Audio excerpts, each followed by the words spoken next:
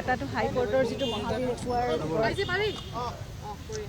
মহাবীৰ ৰেকৰ্ডৰ যিটো নিৰ্দেশ আহিছিলে, গতিকে সেইটো আমাৰ ছেশ্যন কোৰ্টত সেইটো চলিয়ে থাকিব বুলি এটা নিৰ্দেশ আছে। গতিকে সেইটো অহা 19 তাৰিখে চাম কি আহে শুনানিটো।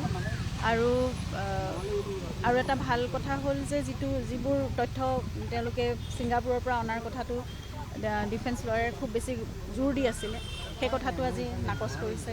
গতিকে অসম পুলিচে যিমানখিনি ইনভেষ্টিগেশ্যন তেওঁলোকে কৰি আহিছে ছিংগাপুৰত গৈ, সেইখিনি নথি পত্ৰই তেওঁলোকে ইতিমধ্যে দাখিল কৰিছে। আৰু সেইখিনি যদি তেওঁলোকে ফাৰ্ডাৰ চেক কৰিব বিচাৰে, তেতিয়াহ'লে এটা দিন দিছে 11-12 তেনেকৈ কেইটামান ডেট দিছে। সেইকেইদিনত 2টা বজাৰ পৰা 4টা বজাৰ ভিতৰত তেওঁলোকে চাই ল'ব পাৰিব। আৰু তাৰ বাহিৰে নেগেটিভ কথাটো হ'ল শ্যামকানু মহন্তৰ একাউণ্ট ডিফ্ৰিজিঙৰ কথাটো। সেইখিনিত কি লুপ হ'ল, কিবা এটা থাকি গৈছে, সেই বস্তুটো সেইটোৱে বেয়া হ'ল। সেইটো আমি কোৰ্টে কৈছে BNSSৰ 107 বিধি উলংঘন হৈছে আৰু ক'ৰবাত নহয় প্ৰচিডিউৰেল লেপছ আছে, যাৰ কাৰণে প্ৰচিডিউৰেল লেপছ টেকনিকেল ইছ্যু, সেইটোৱে লুপ হ'লটো সেইটোৱে থাকি গৈছে। সেই বস্তুটোৱে সেইবোৰ আৰু যাতে নহওক সেইটোৱে কথা।